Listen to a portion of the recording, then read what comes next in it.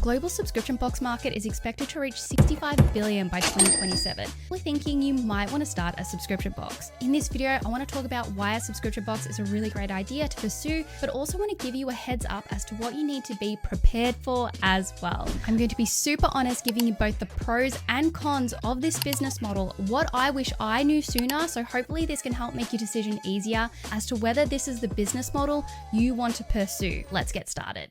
Pro number one, recurring revenue. Subscription boxes are an amazing business to start because it's a recurring revenue model. Unlike many e-commerce stores where it's a one-time sale, having a recurring revenue model is a lot more of a predictable and stable source of income. For example, if I add 10 new members to my business in month one, I'm very much guaranteed to still have those 10 members in month two, and if I want to grow, I just have to add 10 again to that number, versus a one-time store where I have to make 20 new sales all up. Now, a con of the recurring revenue model with subscription boxes is I do think the setup of it all is a bit more difficult than a one-off payment product. There's a few dates you really need to get your head around, including cutoff date, renewal date, shipping out date, and on top of that, because it's a recurring payment, you are going to have people default on their payments. So in that regard, be prepared to chase up people and put some strategies in place to ensure people are not defaulting on their payment. But for me, the recurring revenue aspect greatly outweighs that con for me. As an example, back in 2022, 2023, a lot of e-commerce businesses went out of business, couldn't make any sales. But because the way I built my business around long-term subscriptions, I still kept that same operational level of members, even though we weren't scaling as quick. We were able to combat this revenue disparity by providing existing members a shop that can buy extra books or stationery from, worked more on our churn and launching a rewards program. It's so much easier to sell into an existing market base and keep an existing market base happy with a subscription box business. The platform I use to run my subscription box is Subly. It's a subscription box first platform, and if you use my affiliate link in the description below, you'll get a special offer to trial it out. I'll leave that in the description. Pro number two, easier to manage, forecast how much stock you will need. In my experience of running a subscription box, it's been great knowing how much stock I need in the month because I have my base number of subscriptions I'm working with. The amount of horror stories I hear where people have bought so much excess stock that they can't get rid of because it's harder to forecast numbers. Never really had that much of a problem. In the beginning, it is a little bit harder, but if you implement commitment terms, it definitely gets a lot easier. And yes, I've had excess stock, but it's been relatively easy to sell through using them as upsells or cross-sells. You need to be organized. What you need to know about running a subscription box though is you need to be super organized in curating your boxes. You can't just delay a box if your product from overseas isn't going to make it to you in time. You've agreed with your customer to service them on a regular basis, the same time each month or quarter. So yes, you might have no problem knowing quantity for stock,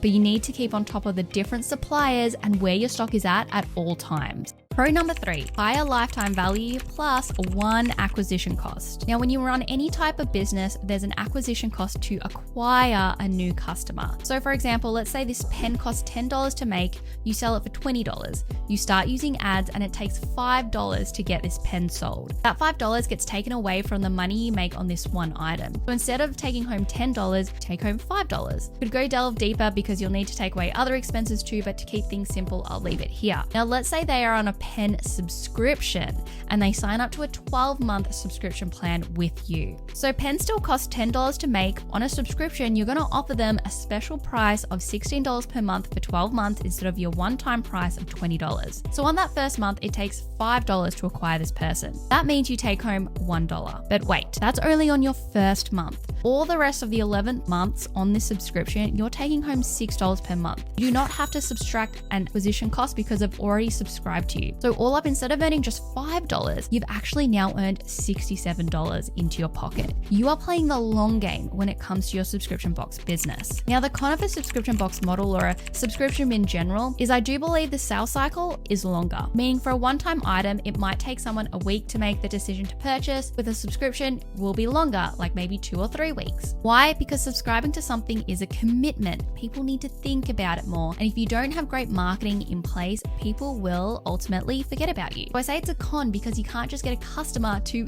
impulse buy from you. But that actually ends up being a pro because number 4, increased loyalty. When you take the time to build up a membership and service a person ongoing, they are much more likely to be loyal to your brand, more likely to refer others to your product, they're less likely to want to seek out alternatives, they are very much more likely to purchase other products you might launch in parallel. As the saying goes, it's much easier to sell into an existing customer base. And in the world where the internet exists and people's attention spans are so short, having someone be loyal to you is a massive advantage. The con, well, to be honest, I don't see a con to increase loyalty. Number 5, pro.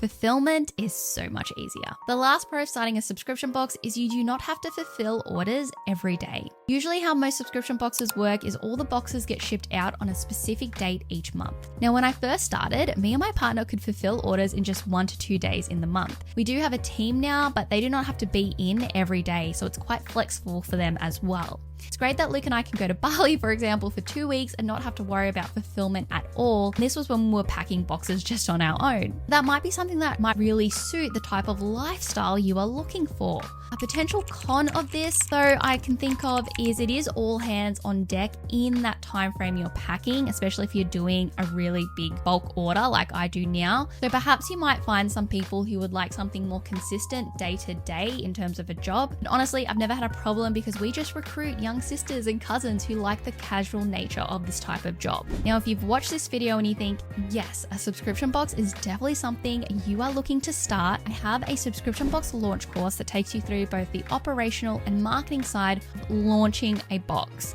And then after you launch, you can go ahead and do my bonus modules on Facebook ads. There's a 14-day free trial with the particular videos you can watch for free to better give you a sense of the workload and strategies behind launching a subscription box. If you enjoyed this video, give it a thumbs up and be sure to subscribe to this channel and let me know what other videos you would like me to make on launching a subscription box.